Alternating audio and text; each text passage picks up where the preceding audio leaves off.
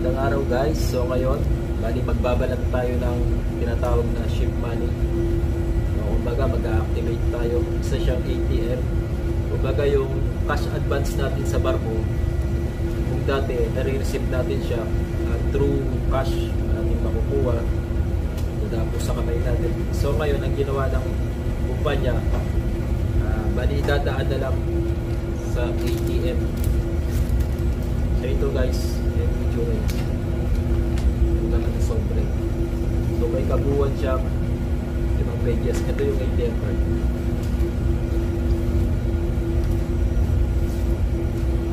Isa dahil lang natin guys. May kabuuan siya 5 pages, kayo na malang magbasa.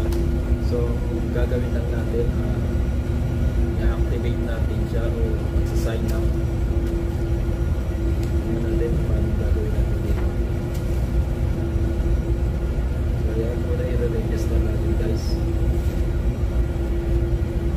How to log in, pag-click dito. Sunod-sunod naman to guys.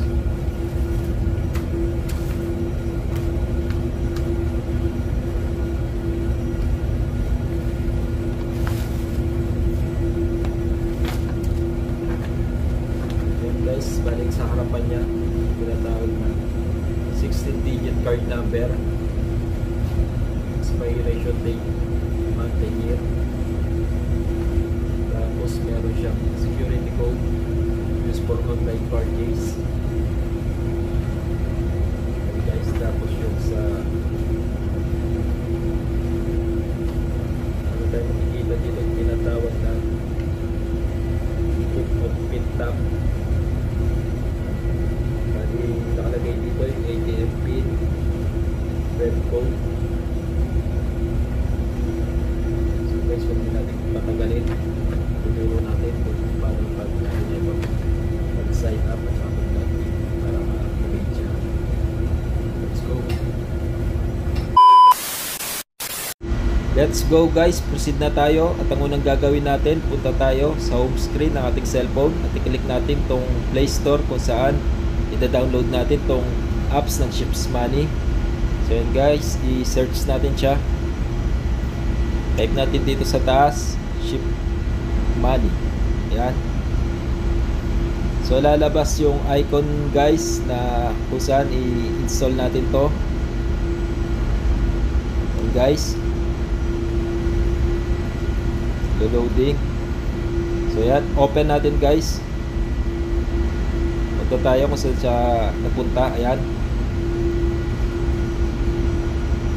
Dito tayo magre-register. Ayan guys yung itsura nya. So ang unang gagawin natin guys is sa enroll tayo dahil wala pa tayong mag-umpisa pa lang tayo. Click natin itong enroll sa ibaba and then ang lalabas dito, ang hinihingi niya is customer ID. Ayan guys. So ang customer ID guys is makikita natin sa likuran ng ating ATM card. Ayan guys, yung gawing nasa ibaba. So i-type natin yan dito sa unang box. So pagkatapos nyan guys is itong tab, web code, kumbaga yan, confirm. Pagkatapos nyan, so na guys, so may makikita tayong username kung saan kung ano natitipuan mong username ilalagay natin dyan. So yan yung ginamit kong username, syempre ako nakakalam yan. At dito yung password na gagamitin natin, kailangan medyo matibay-tibay at malakas o totally matibay, combination ng uppercase at saka lowercase letter with special character. So i-re-retype natin dito sa ibaba, hindi siya makopy. So retype talaga. Ayan guys.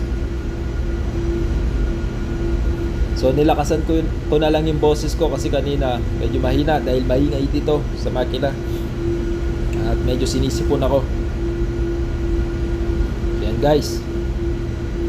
At pagkatapos dyan, i-click natin to next sa ibaba. At meron tayong tatlong security question. Kumbaga itong security question, ito yung parang recovery. kunwari nakalimutan mo yung password mo, pwede nating i-recover dyan sa pamamagitan ng hihingi siya ng 3 question. So yung napili kong question is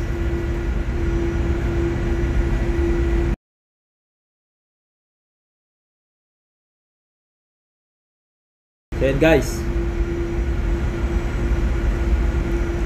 at proceed tayo sa next question kung saan pare-pareho lang yung pagpipilian kung anong tipo mong question dito na gusto mong sagutan para sa step 2. So ayan, proceed tayo sa step 2.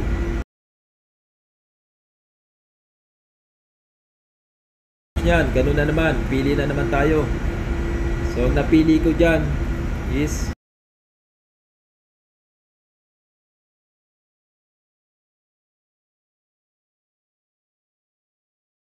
so dito sa step 3 ang kasagutan.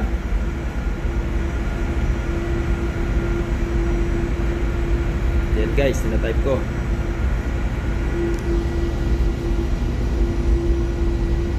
So yan guys, i-click natin to confirm sa ibaba at ang lalabas ganito na siya.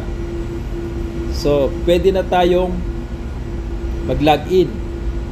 So kung kanina sa enroll tayo nag-umpisa, ngayon login.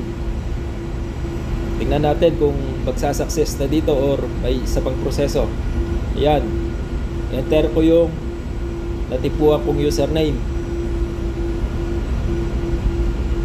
Yan guys, yung password na malakas na ginamit ko. Pagkatapos nyan guys, i-click natin tong login.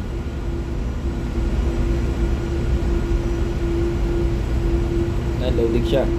So itong lalabas na to guys is register my personal device. Kumbaga dito sa device na gamit ko, sa cellphone na gamit kong unit. So gagawin dyan guys is ihingi siya ng customer ID, yung kanina kung saan nakita natin sa likuran ng ating ATM card sa gawing ibaba. Ito type natin to guys, and then guys, so kasunod dito sa pangalawang box o sa ilalim is a last 6 digit number ng ating customer ID,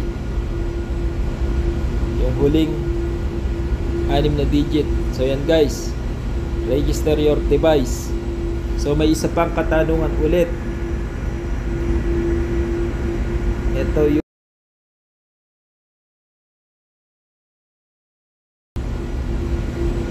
guys. So pagtapos nun, confirm, continue. So yan guys, ito talaga yung pinaka final login na. So yan, yung natipuan kong username. At pagkatapos nyan, yung ginamit kong malakas na password.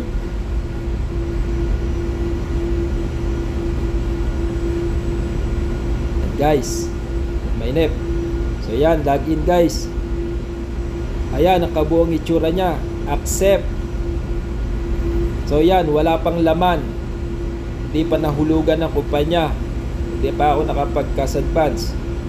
So yan guys, yung itsura ng ating Ship Money ATM. Dito makikita natin yung mga transaction natin. Walang pinagkaiba yan sa ibang gamit nating ATM card or apps. So kung nagustuhan nyo yung video, thank you. Hanggang sa susunod muli.